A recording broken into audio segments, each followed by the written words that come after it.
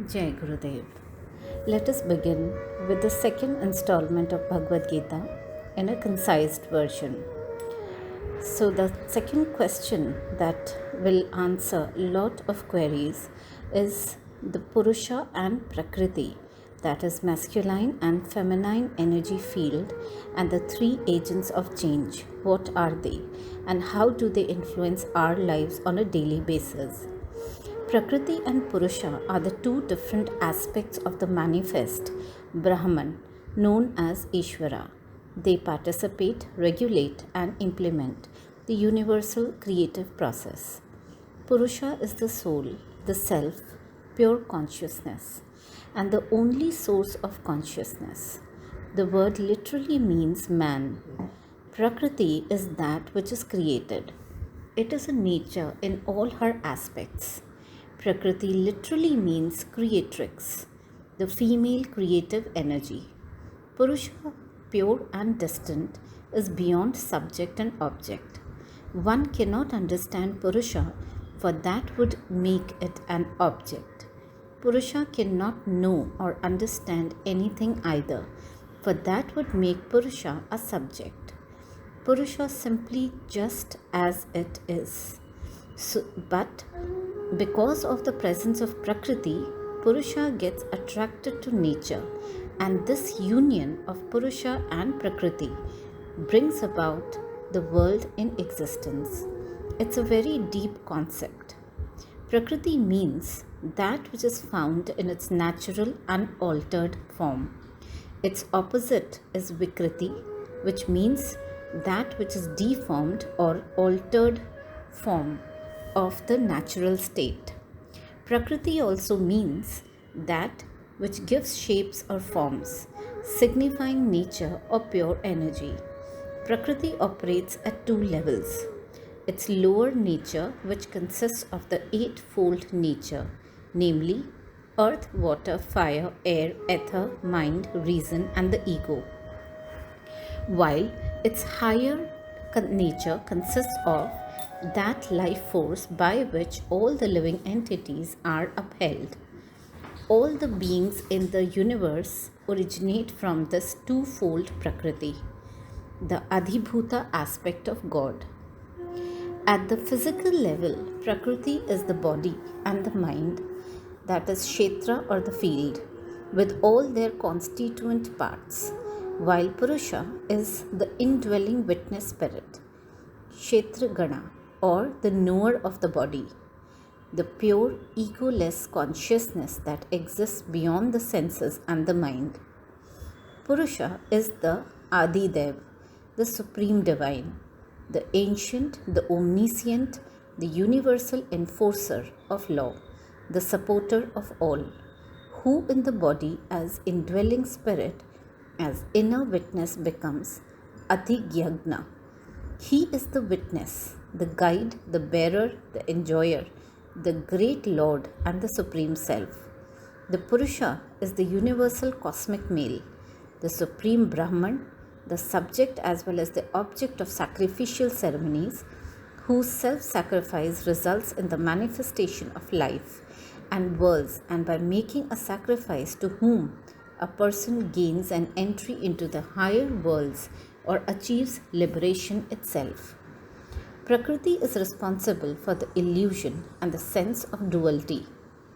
All vikarmas, that is changes, and gunas are possible due to Prakriti only. Through the interplay of the gunas, it binds the indwelling Purusha to the sense objects and thereby becomes the cause of its birth in both good and evil wombs. In the performance of actions, Prakriti is the cause, while the enjoyment of pleasures and pain, Purusha is the cause. The gunas, that is Sato Gun, Rajo Gun, and Tamo Gun, can also be understood as agents of change. Because of these agents, Prakriti experiences whatever changes are there. So, all changes happening within us or in nature are because of the agents of change. You feel happy, you feel sad, you get angry, you get attracted towards something, you get old and you die.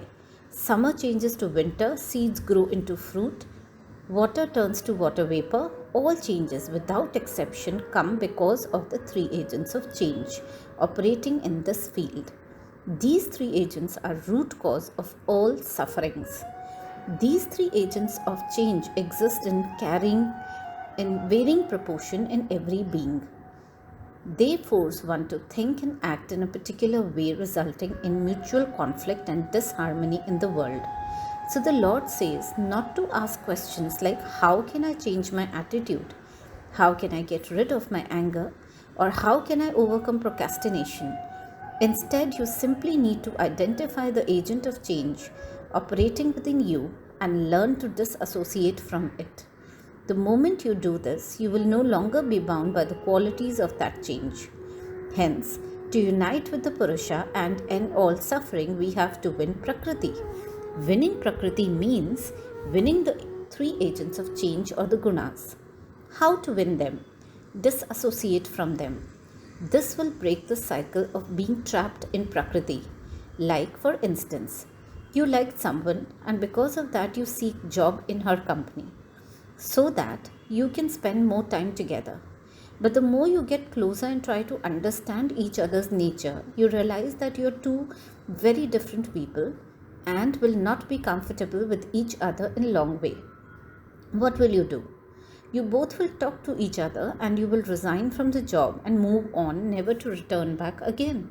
This kind of disassociation and detachment from Prakriti will lead to attachment to the Lord, that is the Purusha, and that ultimately will bring liberation. Otherwise, you will have to come back again and again, suffering countless new lives until you finally get that detachment and are free at last. Lord says, keep reminding yourself, you're not the body, you're not the mind, you're not the changes happening in the body or the mind. You are the Purusha, you are the self, and you are the non-agent. At the end of every cycle of creation, all the entities dissolve in the universal Prakriti, and at the beginning of every cycle of creation, God brings forth them again.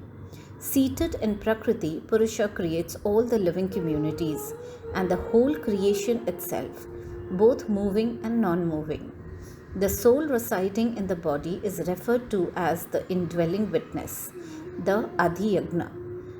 We are told that when Purusha, also known as the Adidev controlling deity, resides in the body as the inner witness, he becomes Adhiyagna or the seat of sacrifice. Lord points out that creation is a combination of two things, something that is subject to change and something that isn't subject to change. That which is subject to change is Prakriti, and that which isn't subject to change is Purusha. Creation happens and Purusha and Prakriti unite. Take anything in this world and there is something which gets destroyed over time, and there is something which prevails over eternity. Prakriti only appears to have an independent existence when you relate to the agents of change. However, the moment you break free from these sense agent of change, you discover Prakriti to be united in the Purusha. Correct knowledge and awareness of Purusha and Prakriti can be true source of liberation for human beings. By understanding what is Prakriti and what is Purusha correctly, a yogi can develop perfect attitude towards both and develop right discrimination to perform desireless action for self-realization. Thus, he who knows Purusha and Prakriti with its gunas, even if engaged in all types of actions, will not take birth again in this mortal world. Now, how to break free from Prakriti? So, the first thing that is important is feel happy realizing that you are not your thoughts. You might have heard this a million times, you are not your thoughts. But did you make that you are not your thoughts? But did that make you feel happy? Or was that just a philosophical thought? Here's an example which will help you get this right. Imagine the following scene. You have to brush your teeth tomorrow morning. The whole day you keep thinking, I have to brush my teeth, I have to brush my teeth, I have to brush my teeth. Let's take this one step further. You now stick a note to yourself in your bathroom and paste it on all corners of your room. Look how ridiculous it seems. All that was needed was for you to get up in the morning and have one single thought of brushing your teeth. You would then simply go and brush your teeth. Thinking isn't a necessity. You have to think only when you need to get something done. Of the secrets, I am the silence, Krishna says, continuing his discourse with Arjun. Silence isn't the absence of thoughts, neither is it about keeping quiet. Silence is a state of being where you think only when it is necessary. The Vedas, one of the oldest Hindu scripture, declares, the mind of a fool is caught in thinking or not thinking, but the wise man is of the nature of no thought, for he or she thinks only when is appropriate. A still mind is man's greatest asset. When your mind is alert, you identify yourself with the Purusha, the self, and experience great strength. When your mind is weighed down by thoughts, your identification leans towards the thoughts and you drift in the cycle of pain and pleasure. Thoughts become powerful when you choose to create them. Thoughts drain away your energy when you allow your circumstances to influence your thoughts. Never forget, you are responsible for your thoughts, but you are not your thoughts. You can choose to still your mind at any point of time. It is Prakriti which influences you to relate to the thoughts. Thoughts drain away your energy. Think only when it's necessary. Feel relieved that you are not your thoughts and that you have the freedom to create them when necessary. Feel happy knowing you are not your experiences. Purusha lodged in Prakriti experiences the constituents born of Prakriti. Krishna informs Arjuna, the cause of birth in the womb, good or evil, arises as a result of holding on to the three agents of change. Krishna repeatedly says that the root cause of all pain and pleasure in this universe is caused as a result of associating with the three agents of change. Therefore, he advises Arjuna to break free from these agents of change. The Purusha never participates in experiences, but it only observes. That which participates in experience is Prakriti. When Purusha is united with Prakriti, it appears that Purusha is experiencing the pain and pleasure. However, that is not true. Think about it. What will happen to your personality if your previous experiences are taken away from you? Would there be any aspect of your personality which will exist if all your previous experiences are destroyed? It's this aspect of your personality that represents your real nature and what's worthy to be known. Everything else is subject to change. Let me walk you through an example. Believe you have 3 suits or dresses to wear. One of them is completely soiled, the other is torn, and the third one is neat, clean, and ironed. Which one will you pick up? It goes without saying that you will choose the one which is neat and clean. This means you have the ability to choose or identify that thing which is best for you. You simply made the choice for the cleanest outfit. All the 3 outfits were yours. You acknowledged it. You did not disown it. You simply made the choice for the cleanest one. You have to do the same with your experiences. You're not your experience, just like you're not the dress or suit. You observed the outfit and so you were able to choose the best one. Similarly, you have to train yourself to observe your past experiences and not rush to relate yourself to them. Observe all your experiences, both good and bad, with a calm mind. There's nothing to get excited about if you had a great experience and nothing to feel dejected over if you had a painful one. All your past experiences represent that aspect of your personality that's subject to change. Whether the outfit in the above example is soiled or clean really doesn't matter. You're not your experiences. If relating to a previous experience makes you feel happy and increases your self-worth, by all means do it. You have the power to choose from a previous experience. Be bold enough to observe and choose. That which observes is Purusha, and that which chooses and experiences is Prakriti. There is only one sin in this world, Krishna declares. Thinking about sin is the greatest sin. You're not your past thoughts, you're not your past experiences. You have the freedom to create a brand new experience today. Be bold in dumping dull and lazy thoughts as well as painful and guilty ones. You are the Purusha and you are complete. Experiences and thoughts can never create a dent in you if you don't relate to the three agents of change. The third point in here is feel confident in meditating. You're not your current circumstances.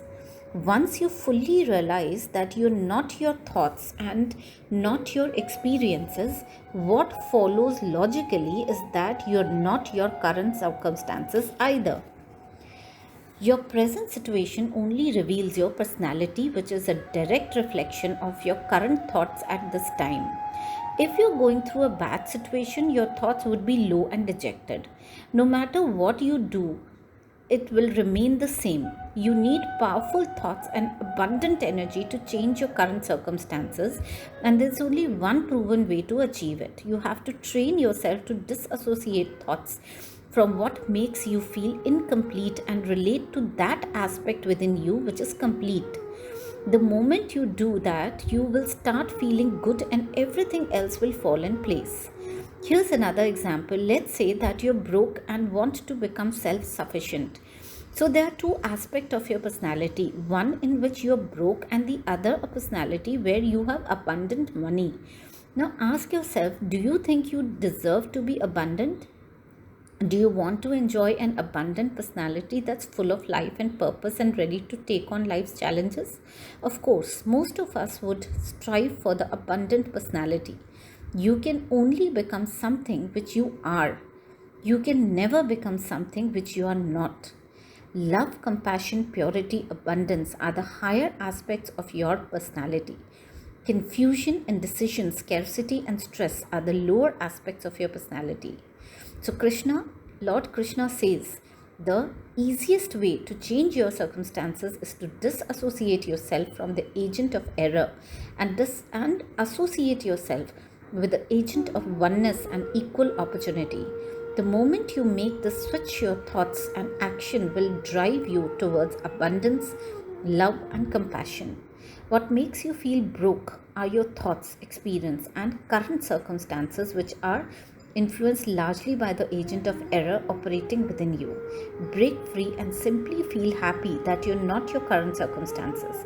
Sit in a quiet place and get in touch with the thing which isn't your thoughts about your experiences and your current circumstances. Out of this meditation will come power, peace, goodness, and everything that you aspire for.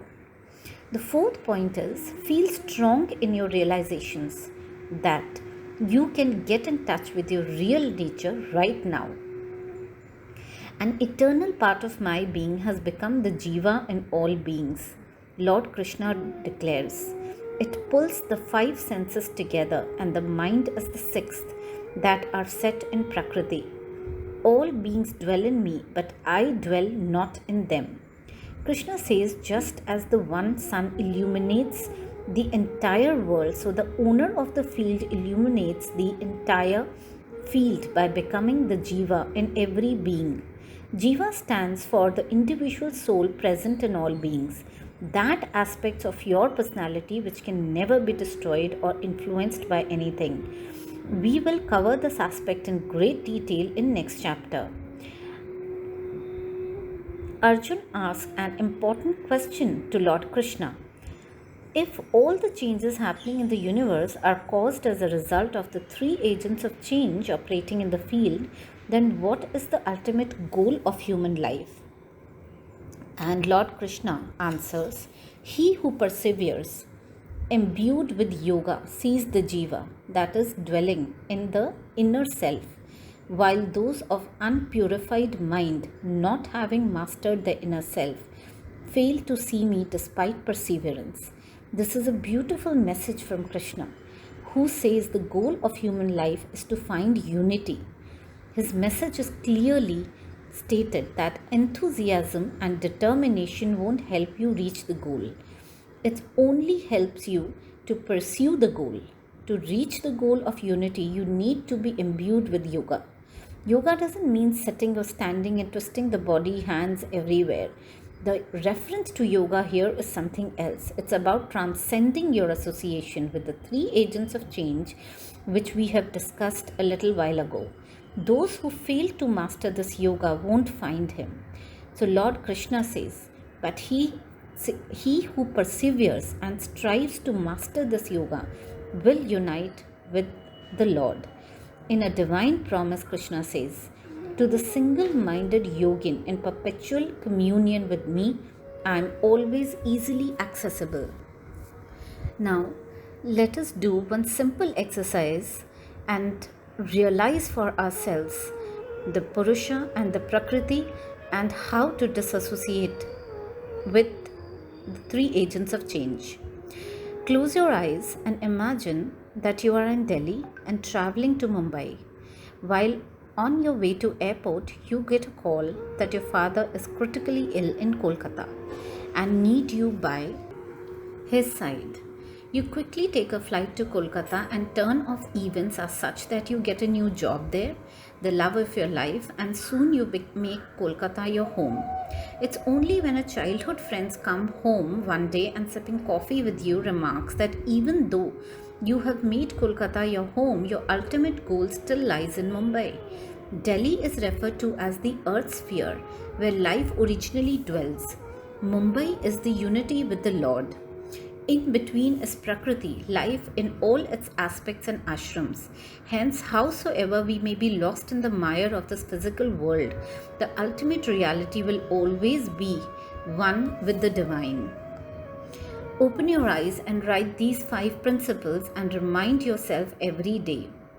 Goals and experiences are 2 different things.